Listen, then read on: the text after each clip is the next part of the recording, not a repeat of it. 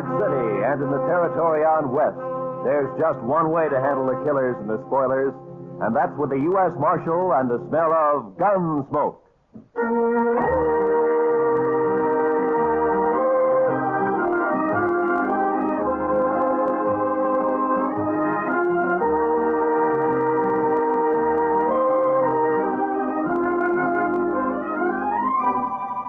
Gunsmoke, starring William Conrad, the transcribed story of the violence that moved west with young America, the story of a man who moved with it, Matt Dillon, United States Marshal.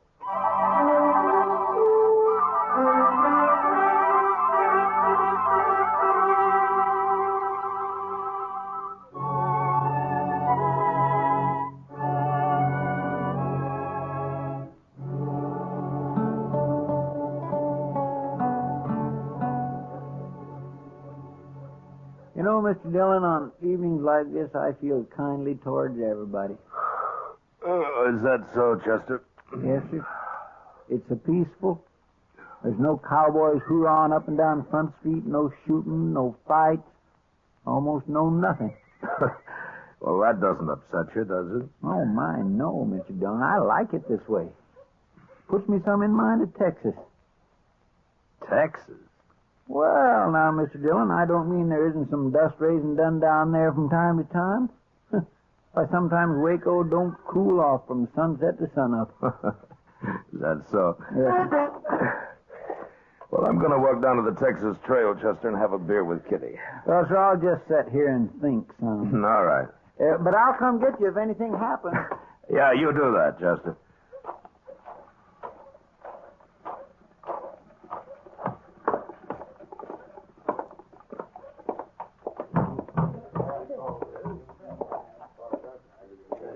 Hello, Matt. Ah, Kitty. I was kind of looking for you. You got time for a beer? Sure. You want to go over to a table? Oh, the bar's cooler.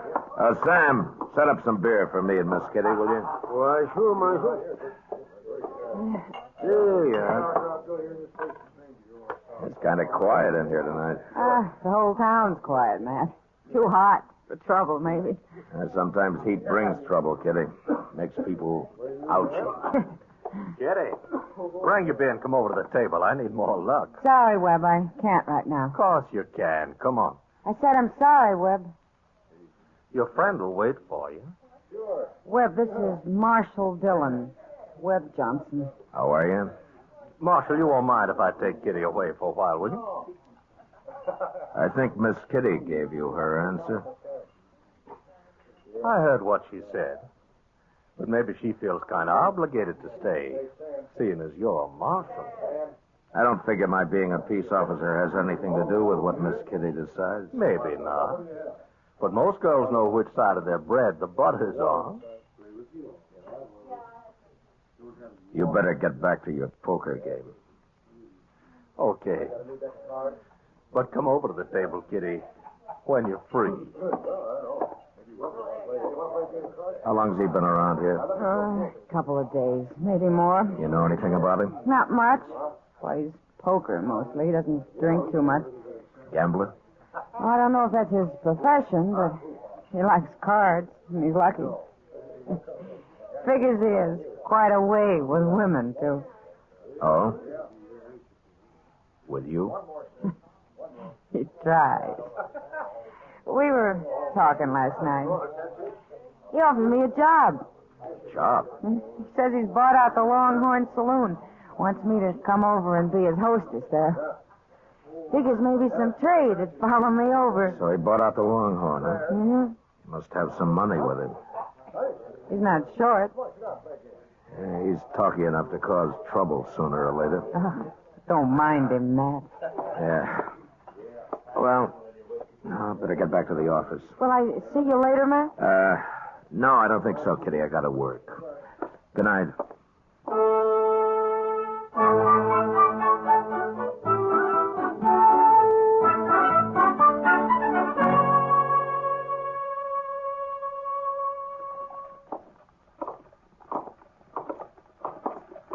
You sure you don't want to eat, Chester? No, sir, thank you kind of, Mr. Dillon, but I already ate. Oh. I think I'll just walk on down to Depot, maybe. The depot. Yes, sir. Chester, what in the world do you do down there? Oh, Mr. Hightower and me just sort of sit around and socialize. Then besides, there's a train due in. Sometimes there's all sorts of things. All right, Chester. I'll see you later. Yes, sir.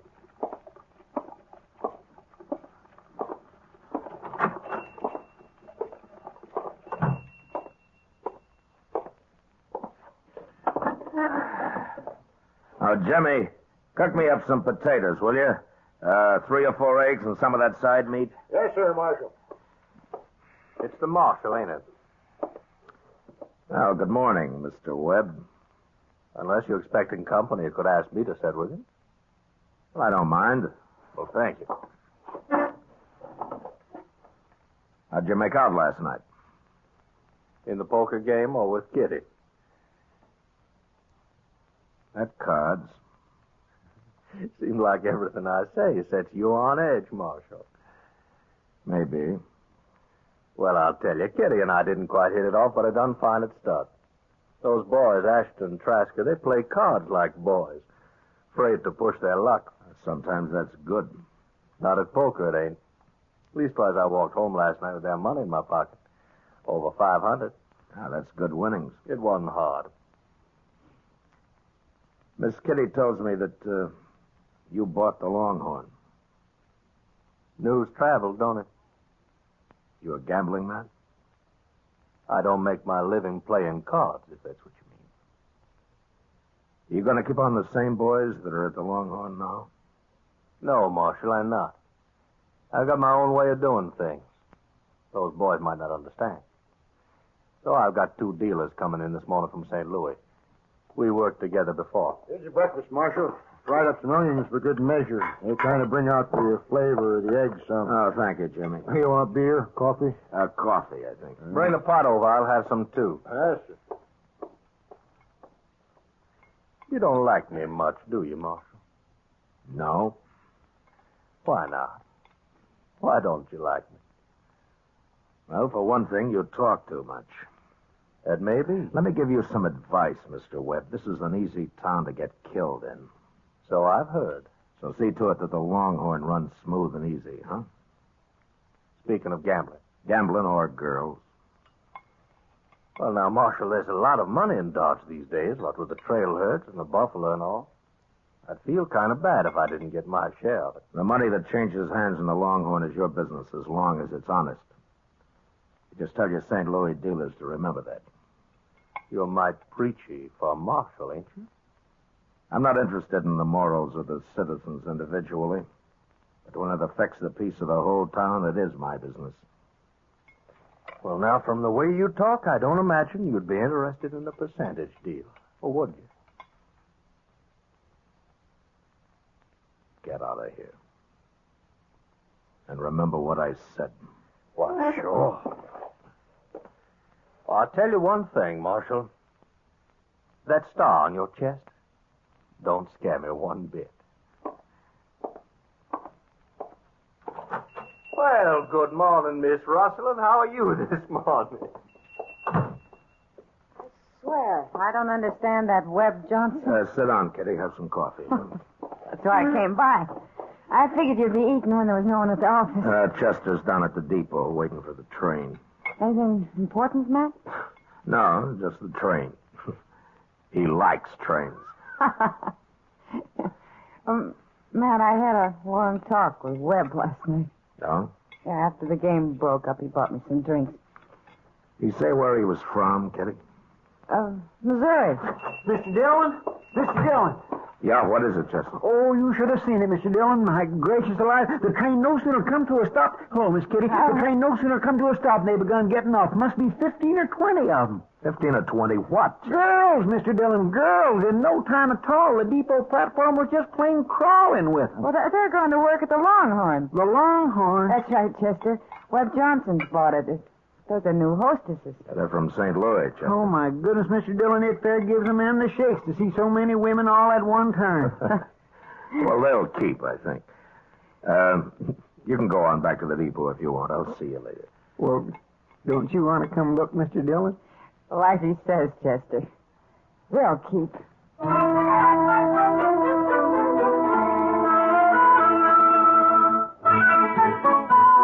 just 2 nights later that the Longhorn opened, with drinks on the house, first come, first served.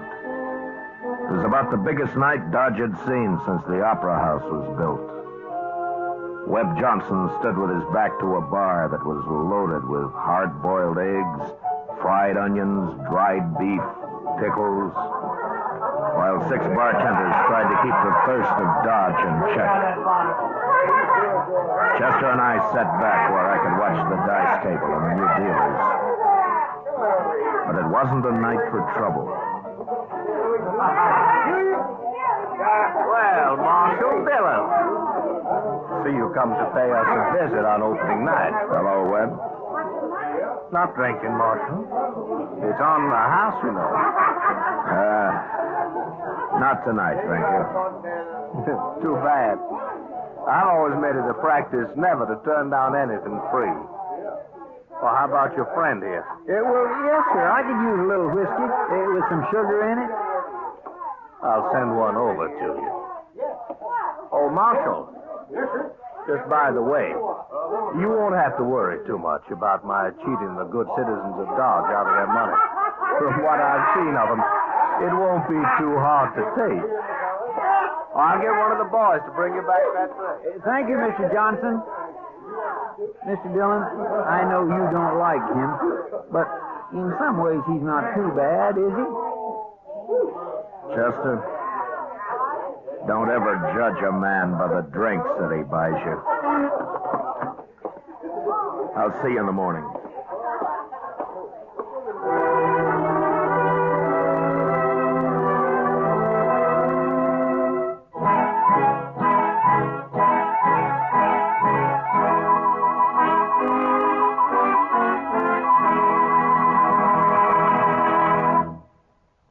Return to the second act of Gunsmoke in just a moment. Now, the second act of Gunsmoke.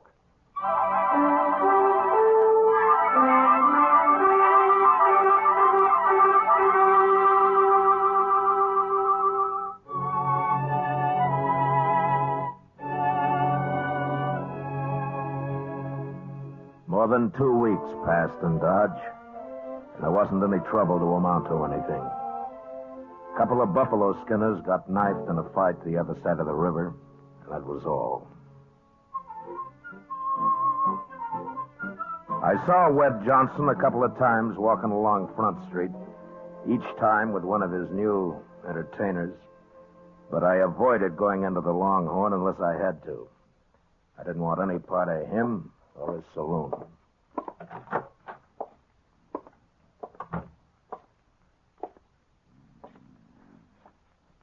Chester.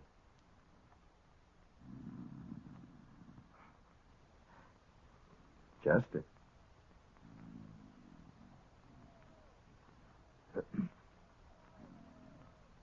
Hey! Oh! Yeah. Good evening, Mr. Dillon. Good evening, Chester. I wasn't really sleeping, Mr. Dillon. I was just resting my eyes some.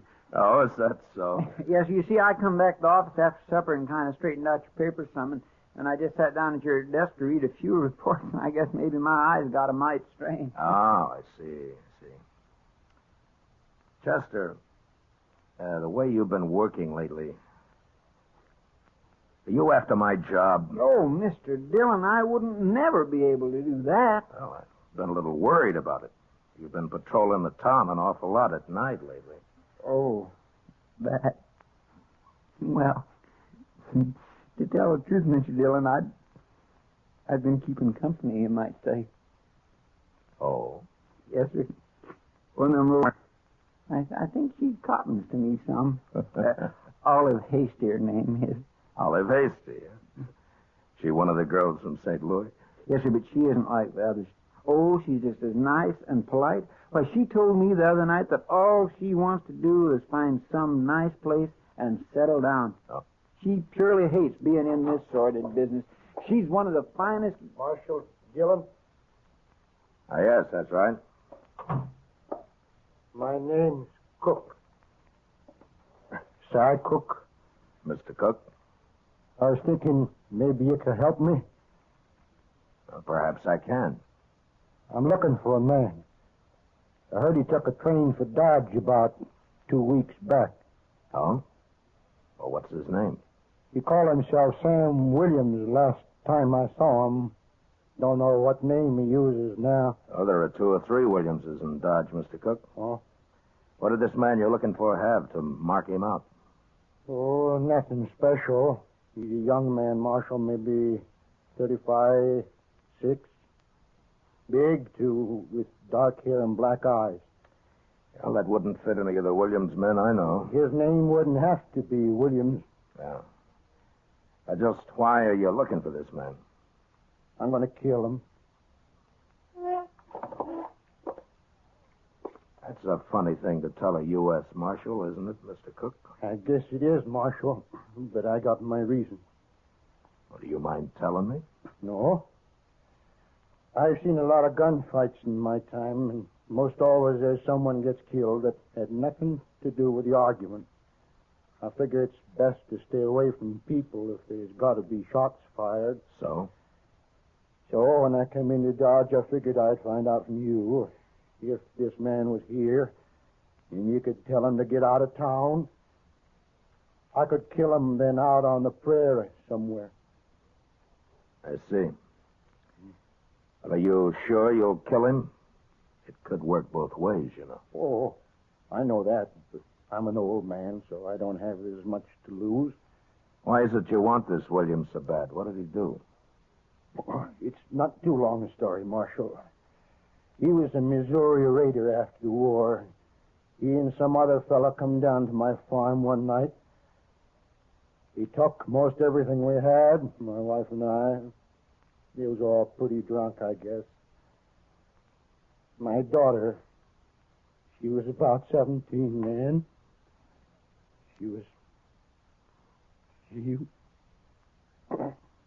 Well, it's not a new story, Marshal. No. Yeah. I didn't have too much reason for staying on there in Missouri, and I've been following this man ever since. Not too fast sometimes, because it takes money to eat and travel. But I've been following. You think he came to Dodge? That's right, Marshal. I see.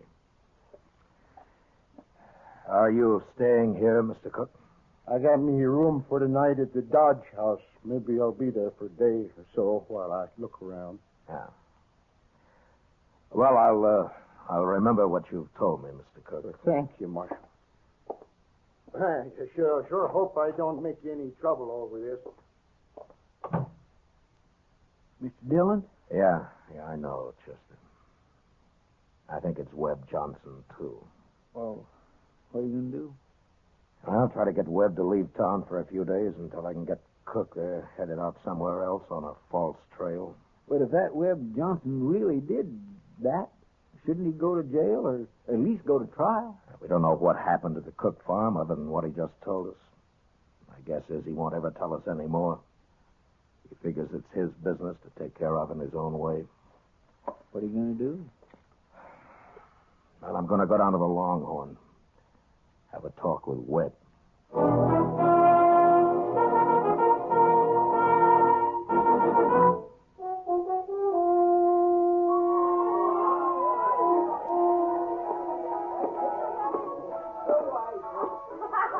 Webb, I want to talk to you. Well, sure, Marshal. What's on your mind? Now, let's step down to the end of the bar, huh? Now you sound like a peace officer talking. Move. Sure.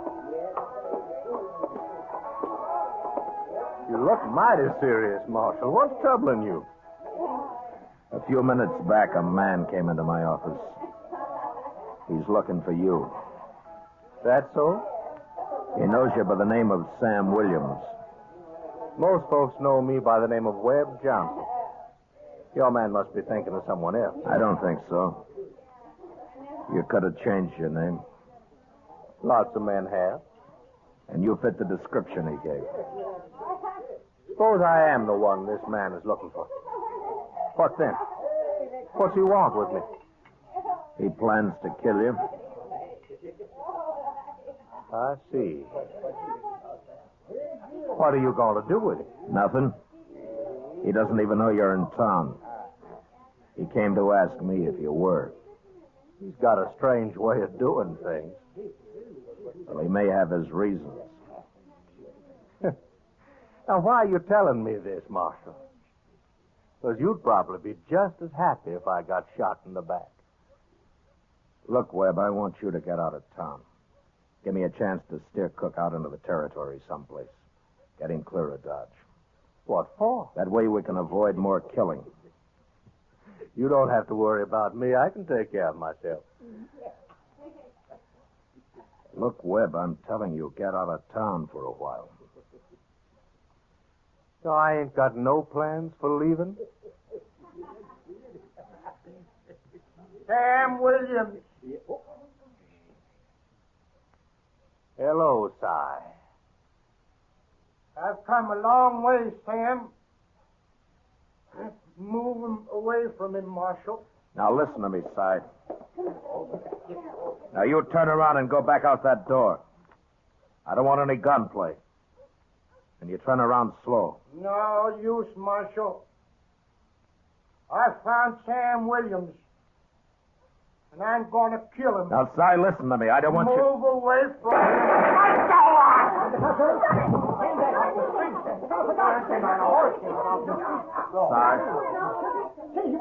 Si. He's dead, isn't he? Yeah, he's dead. Well, he was bound to get himself hurt sooner or later. He was crazy as a hooty owl. Who did this, Webb? Well, why do you ask me that, Marshal? Because Cook told me why he held a grudge against you. Why he was looking for you. You mean that story about the farm and his daughter-in-law?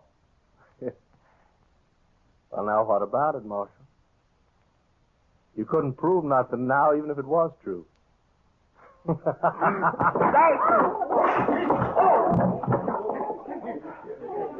right. All right, a couple of you men drag this outside and dump it in the street. And you three, you'll carry Cook up to Doc's place.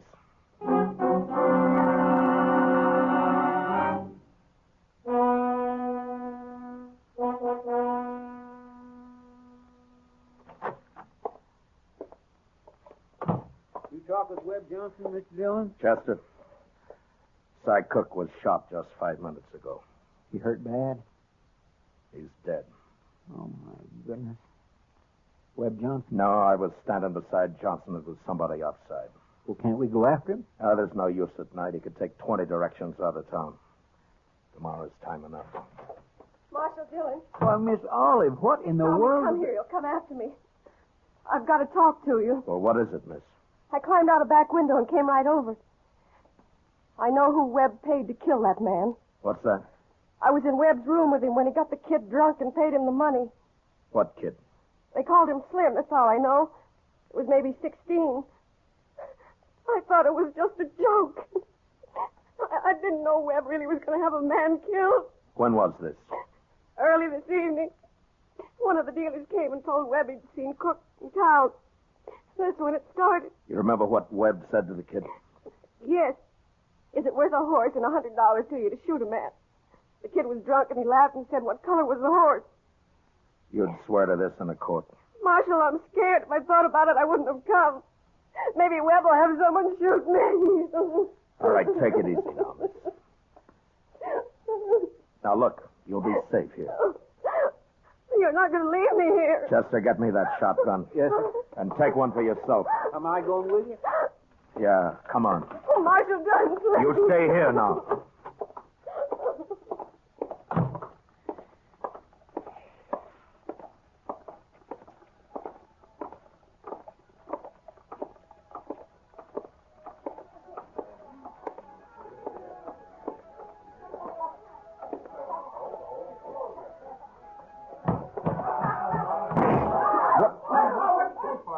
All right, Chester, climb up on the bar. And shoot the first man that makes a move. Yes, sir. You two men, you dealers. Get over against the wall. Now go on, belly up. I'll cut you in half. You make a move. All right, now where's Johnson? I said, where's Johnson? Where is he? He's upstairs, Marshal, in the office. All right, Sorrows, you're deputized. Stand by the door there. No one goes in or out. Chester, I'm going upstairs.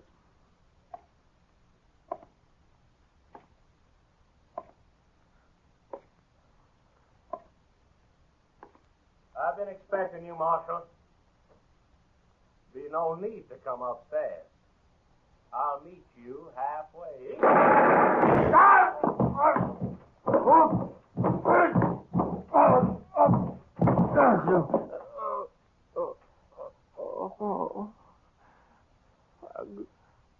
I'm gonna die. Marshal, I'm gonna die. You had your choice, Webb, like any other man. I'm young, Marshal. I haven't had time enough. I didn't want to kill you. Marshal, I'm scared. Now I'm scared. Marshal.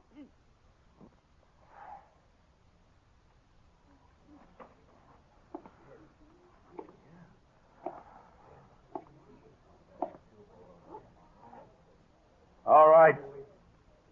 Gentlemen, cut loose and ride for home. Until further notice, the Longhorn Saloon's closed.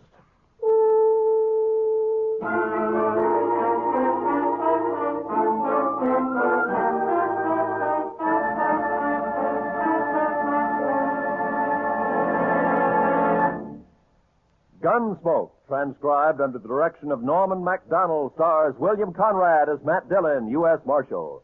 The special music was composed and conducted by Rex Corey. Featured in the cast were Lawrence Dobkin, John Daner, Howard McNear, and Charlotte Lawrence. Parley Bear is Chester, and Georgia Ellis is Kitty. Gunsmoke has been selected by the Armed Forces Radio Service to be heard by our troops overseas.